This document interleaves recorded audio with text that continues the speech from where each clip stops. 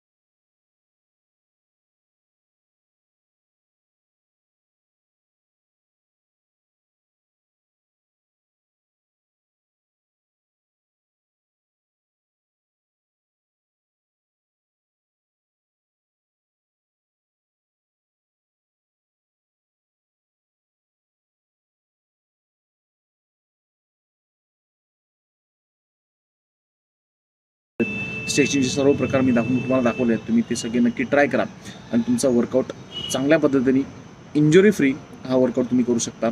पण त्यासाठी तुम्हाला प्रत्येक वर्कआउटचा डायनॅमिक स्ट्रेचिंग असून दे आणि वर्कआउट नंतरची स्ट्रेचिंग कशा पद्धतीने केली पाहिजे हे तुम्हाला मी या व्हिडिओमध्ये दाखवलेलं आहे. थँक्यू.